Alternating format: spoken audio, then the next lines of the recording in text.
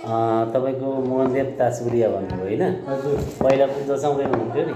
जचाउँदै आउँदैछु, यहीँ जचाउँछु। प्रेसर चाहिँ हाई थियो होइन? दबाई चाहिँ खानु भएन। दबाई खाएन।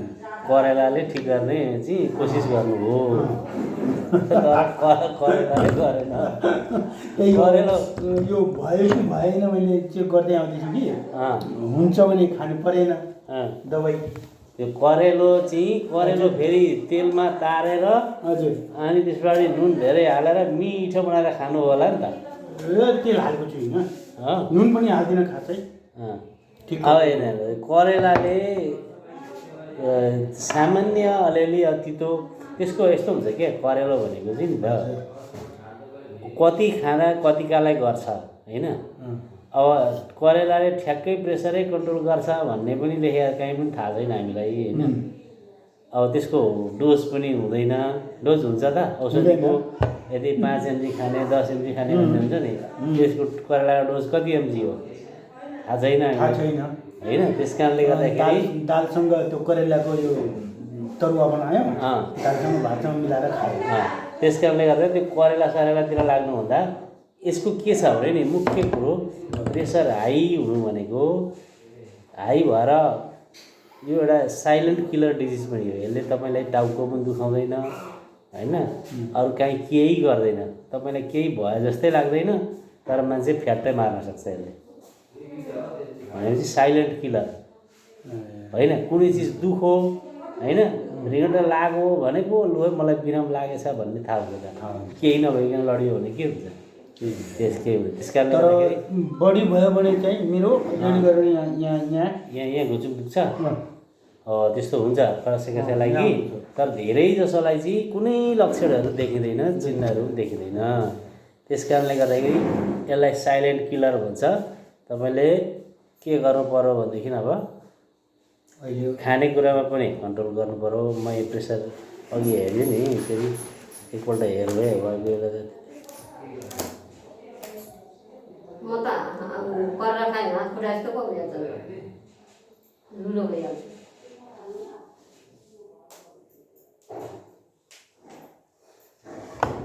कति देखा तपाईँको एउटा हातमा अघि 180 का मुनि 90 देखाएको थियो, यो हातमा तपाईँको 180 का मुनि 100 देखायो।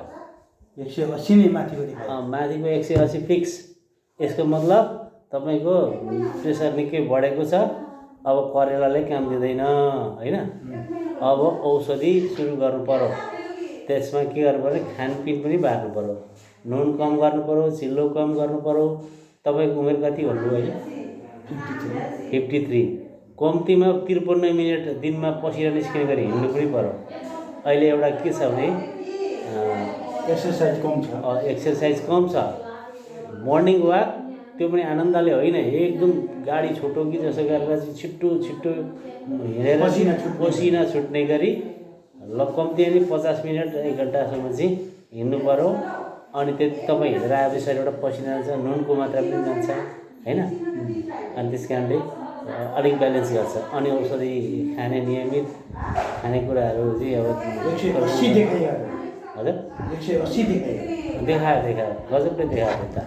त्यस कारणले यसले करेलाले हुन्छ भन्दै तपाईँले बस्नुभयो भने यसले के गर्छ भने शरीरका मुख्य अङ्गहरूलाई ह्याम्बर हुन्छ नि, ह्याम्बर मार्तलले हिर्काए जस्तो तपाईँको किडनीलाई पनि हिर्काउँछ यसले, मुटुलाई पनि हिर्काइरहन्छ, आँखालाई पनि हिर्काउँछ, यो दिमागको नसालाई पनि हिर्काइरहन्छ। अब हिर्काउँदै जाँदा कतिखेर पट्ट फुट्छ थाहा हुँदैन, कुन पहिला फुट्छ थाहा हुँदैन होइन? आँखा फुट्यो, आँखाको भित्र नसालाई असर गर्यो भने आँखा बन्द भयो, ब्रेनमा गयो नसा चड्किन्छ र मान्छे प्यारालाइसिस हुन्छ, मुटु गयो मुटु फेल हुन्छ, किडनीमा बढी आनु भने किडनी फेल हुन्छ। त्यस कारणले गर्दाखेरि यसले सबै अङ्गहरू ड्यामेज गराउन सक्छ। त्यस कारण बेलैमा औषधि खाउँ। म आजदेखि तपाईँलाई औषधि सुरु गराउँछु।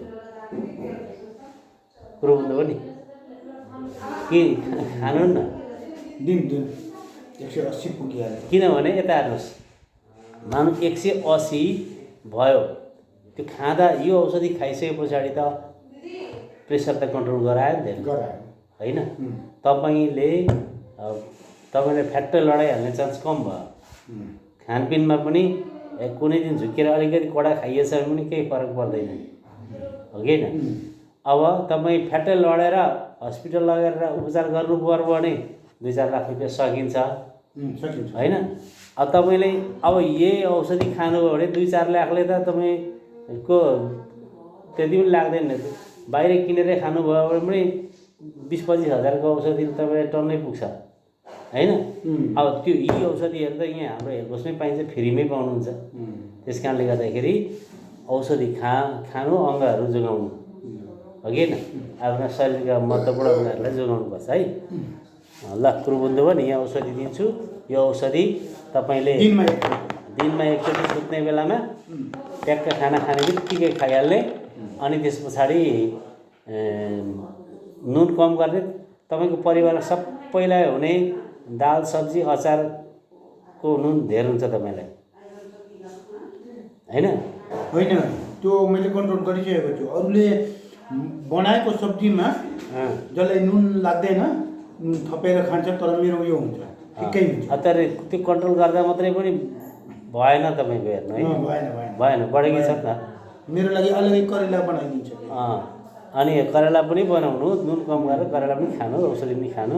अनि तपाईँले 2-4 दिन चाहिँ अब के गर्नु भने कन्टिन्यू एक्सर्साइज त तपाईँको जीवनको रुल भयो एउटा। बिहान बेलुका भात खाए जस्तै बिहान 1 घन्टा हिँड्ने चाहिँ तपाईँको नियमित दैनिकी। त्यस कारणले गर्दाखेरि अब दिनै पछि सकिन्छ भने आएर प्रेसर चाहिँ हेर्दै गर्ने, होइन? अनि औषधि के थपघट गर्नुपर्ने के भएछ भने गरौँला।